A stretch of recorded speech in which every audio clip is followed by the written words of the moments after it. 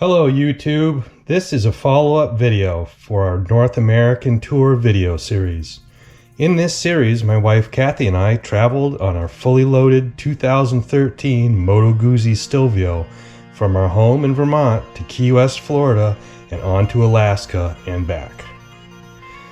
We were gone for 128 days and accumulated 22,000 miles on the Stelvio. This video will focus on the mechanical problems and general maintenance that we did during the trip. This first issue we had was about 2,000 miles into the trip in Mississippi, where we experienced a metallic spring sound coming from the clutch.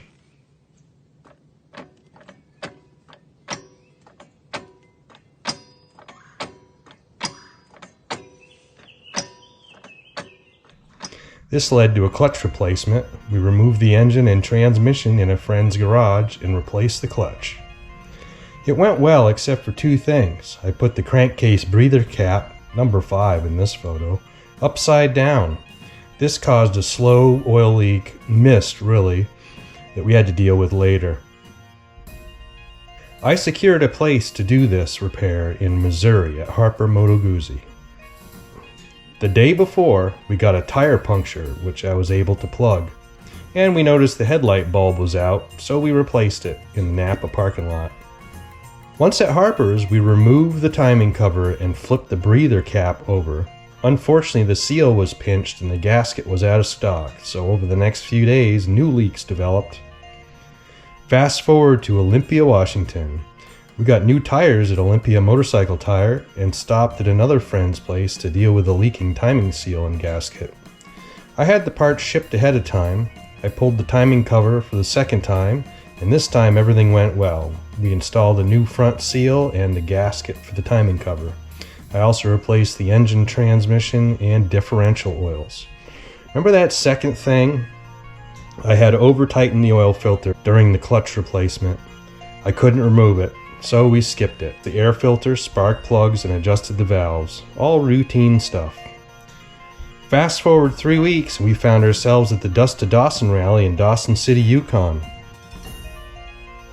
In front of our motel in Dawson City, I had a hard time opening the toolbox on the bike and the key broke off inside the lock. I was able to remove the key and lock tumbler. In hindsight, I believe the stuck luggage lock was a clue that the suspension had broken and bottomed out well before the Dempster Highway. On the way to Tuktoyaktuk on the Arctic Ocean, we broke a shock bolt and had to limp back to Dawson City and wait for the weekend for the local Napa to open. I purchased a new bolt there and we were on our way.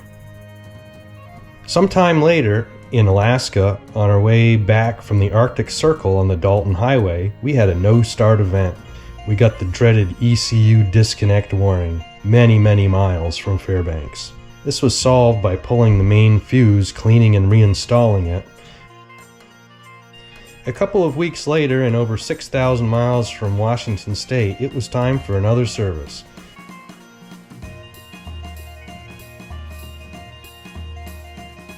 I had an oil pan gasket sent to a friend's place on the Kenai Peninsula where we planned to remove the oil pan to access the filter. It was the 4th of July weekend and 1060 motor oil was tough to find. We ended up finding some north of Anchorage.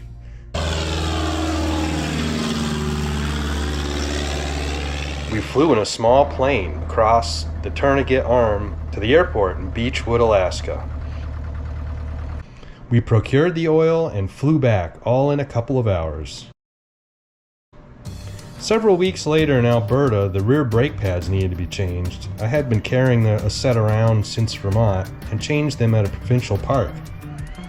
The front pads were thin as well, but not as bad. I would try several places in the Calgary area with no luck.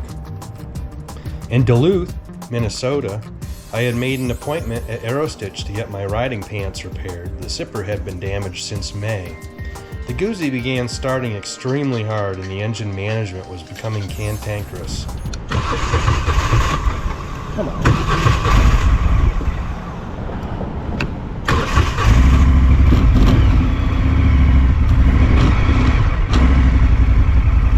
Alright, we'll just sit here for a second. While While traveling through Columbus, we stopped at IronPony Motorsports, where we picked up another set of tires. This was our second set of Dunlop Trail Max missions. We also picked up front brake pads. In Albany, New York, 7,000 miles from my last oil change, we changed the oil for the 4th time. We also installed the brake pads that we picked up in Columbus. Once back home in Vermont, the engine was running worse than ever. In preparation for a trip to the Guzzi hospital, I removed the rear shock to find that the bolt I replaced in the Yukon was bent. I also found that the wishbone was cracked in 2 places, and I turned up some replacement shock spacers. Both had been damaged when the shock bolt was broken. It is clear that we need more spring rate. A fellow Guzzi rider came over to help me balance the throttle bodies in an attempt to solve the problems off idle.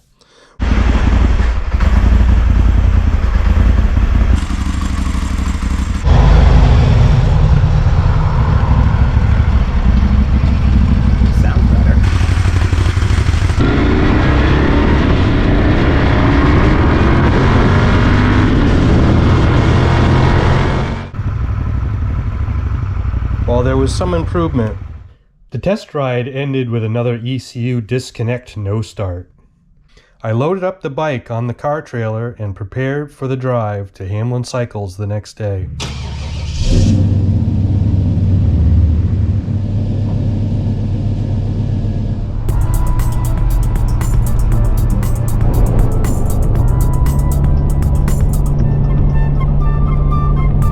The drive was uneventful.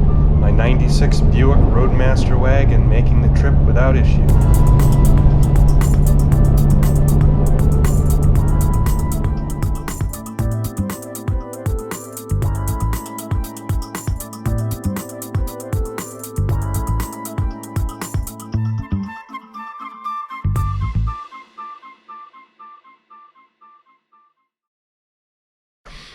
While there, Jim found that the ECU relays were bad. This cleared up the no-start issue. One of the throttle body shafts was worn to the extent that the butterfly would not close completely. This caused the computer to hunt for 0, which it would never find. He also installed a stronger spring. We went back the next week and rode it home with no issues. Now that winter has set in, there are plenty of things to do to get ready for our next adventure. The seat needs to be recovered, our suits need to be cleaned, and the front forks need to be rebuilt. I also plan on putting the stock exhaust back on the bike. I want to thank everyone for coming along in this journey. It has been a real challenge for both of us. These videos have taken on a life of their own, and I think they show a steady improvement. Stay tuned in the coming months as we will announce our next adventure as soon as we can nail down some details. Until then, dream big, make some plans, and get out there. Or just come along with us.